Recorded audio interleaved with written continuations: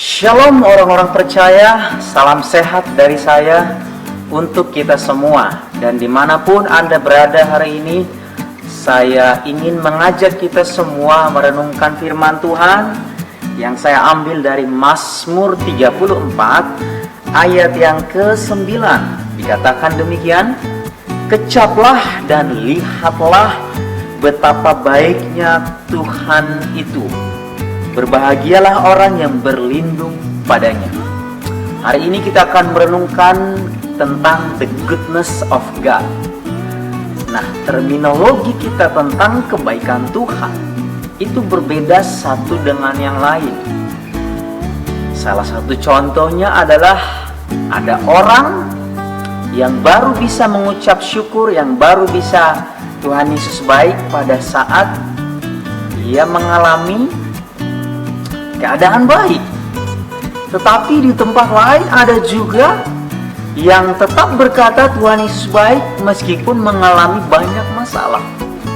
Nah, dari sinilah saya mengetahui bahwa terminologi kita tentang the goodness of God itu berbeda satu dengan yang lain. Dan gampang buat kita untuk berkata Tuhan baik pada saat doa kita dijawab, pada saat segala sesuatunya beres. Tetapi sangat sulit juga bagi beberapa orang untuk berkata Tuhan Yesus baik di tengah-tengah pandemi sekarang ini.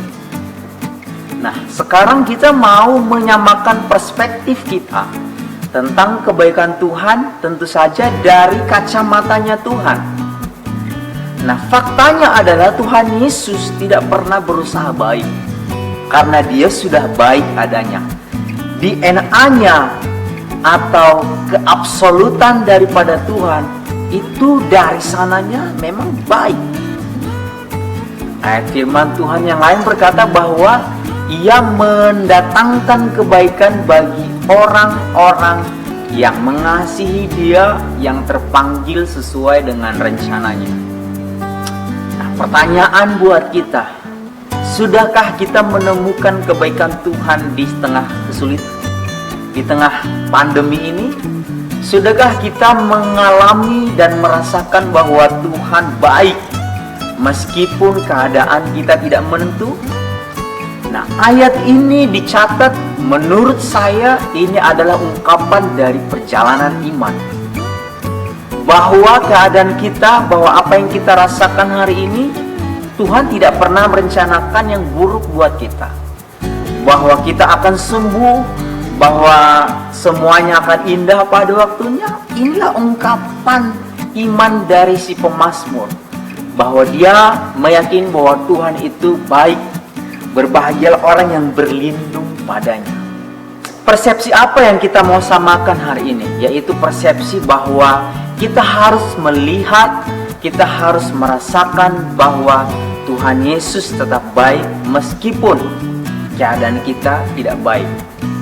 Nah, kita perlu iman. Karena itu dari awal saya katakan bahwa ayat ini menurut saya dicatat karena dia sedang mengungkapkan perjalanan imannya, bahwa Tuhan Yesus itu baik. Dia tidak pernah salah, rencananya tidak ada yang gagal. Pasti Tuhan Yesus baik. Kita hanya perlu berjalan hidup dengan percaya, karena ayat lain berkata, hidup kami bukan karena melihat, tetapi karena percaya. Nah, ayat ini mengatakan kecap dan lihatlah. Kita rasakan dulu, kita nikmati dulu, kita alami dulu, baru boleh lihat. Nah, karena merasakan dengan melihat itu dua hal yang berbeda. Nah, disinilah yang saya katakan bahwa kita butuh iman. Bagaimana mungkin kita berjalan kepada sesuatu tanpa menggunakan mata?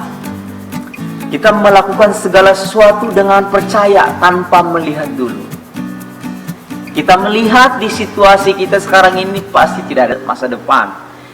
Kayaknya pandemi ini tidak akan pernah selesai. Tetapi orang yang percaya kepada Tuhan justru melihat yang lain, bahwa selalu ada rencana Tuhan di balik semua ini. Mari kita sama-sama hidup berdasarkan iman, berdasarkan percaya kita, maka kita akan melihat rencana Tuhan. Mari kita samakan persepsi kita kepada Tuhan tentang kebaikannya, bahwa Dia tidak pernah salah. Kebaikan Tuhan tetap untuk selama-lamanya bagi orang yang percaya kepadanya. Tuhan Yesus memberkati.